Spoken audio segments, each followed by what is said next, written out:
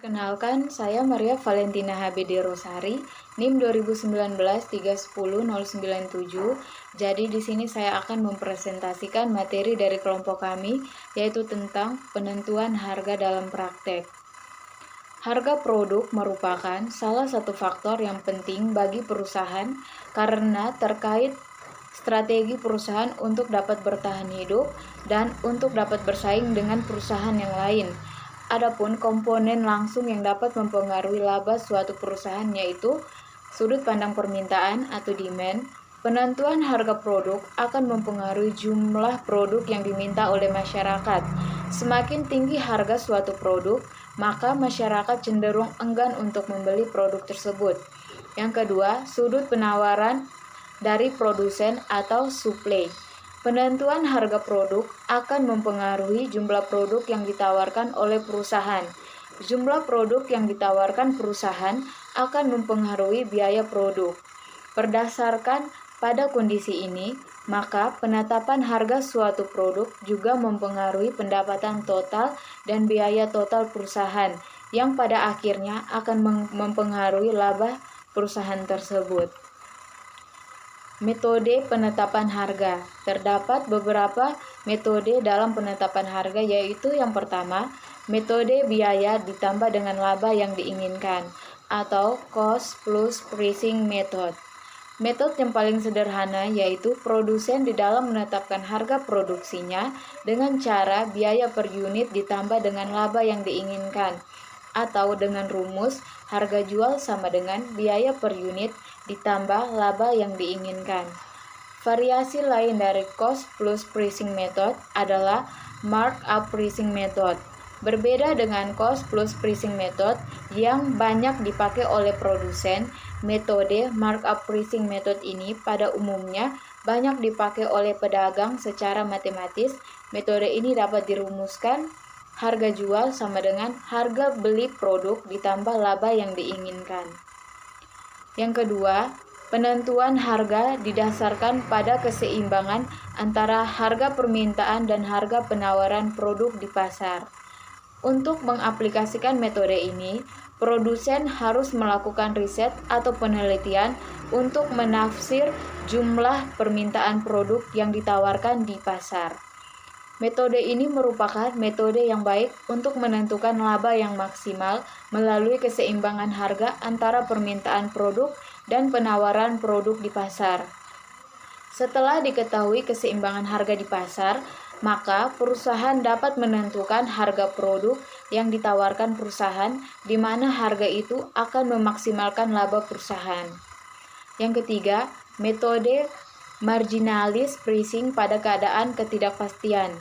Terdapat 3 metode yang dapat dilakukan menurut Arshad pada tahun 2010-2011, yaitu yang pertama, penggunaan taksiran kurva permintaan dan MC. Metode ini menggunakan tafsiran fungsi permintaan untuk menentukan penerimaan marginal atau MR. Jika diasumsikan biaya marginal konstan pada kisaran output tertentu, dengan menetapkan MR sama dengan MC, maka perusahaan dapat menentukan jumlah produk dan harga produk. Yang kedua, penggunaan taksiran elastisitas harga dan MC. Metode ini menggunakan elastisitas produk untuk menentukan harga suatu produk. Dan yang ketiga, metode penggunaan taksiran biaya dan penerimaan inkremental, atau metode ini memperhatikan perubahan pada penerimaan total atau TR dan perubahan pada biaya total atau TC. Diskriminasi harga. Diskriminasi harga terjadi ketika kelompok pelanggan yang berbeda dikenakan harga yang berbeda untuk produk yang sama. Ketika perbedaan dalam harga tidak proporsional dengan perubahan dalam biaya untuk sebuah perusahaan dengan beberapa produk. Dengan kata lain, diskriminasi harga terjadi ketika harga produk perusahaan di pasar yang berbeda tidak berkaitan dengan perbedaan dalam biaya produksi dan distribusi. Jenis-jenis diskriminasi harga, yaitu yang pertama, diskriminasi harga derajat pertama. Perusahaan memperoleh jumlah maksimum yang rela dibayar oleh setiap pembeli untuk produknya.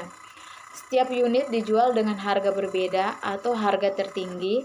Perusahaan mengambil semua surplus konsumen atau consumer surplus. Perusahaan memakai maksimumkan penerimaan total dan keuntungan dari setiap unit yang dijual.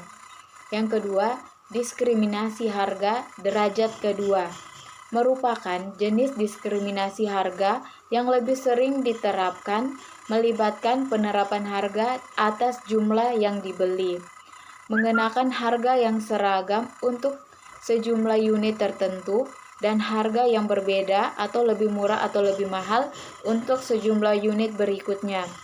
Perusahaan hanya mengambil sebagian atau tidak semua surplus konsumen.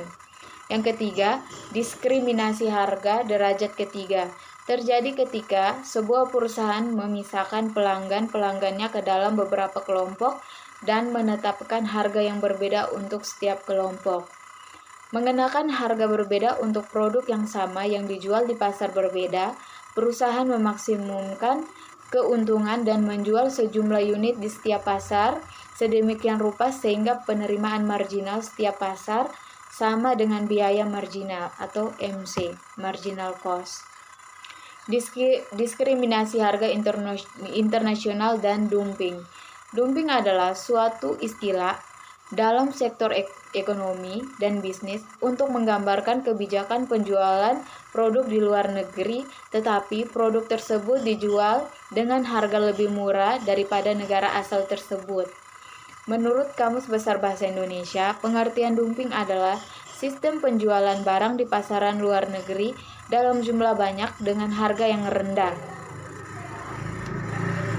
Pembelian di dalam negeri tidak diturunkan sehingga akhirnya dapat menguasai pasaran luar negeri dan dapat menguasai harga kembali. Adapun tujuan dari dumping yaitu yang pertama menghabiskan stok barang.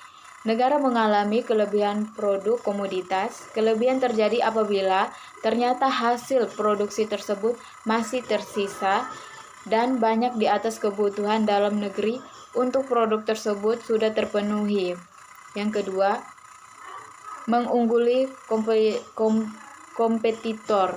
Selain diferensiasi, cost leadership menjadi salah satu strategi yang pelaku bisnis menggunakan untuk memenangi persaingan di dunia industri.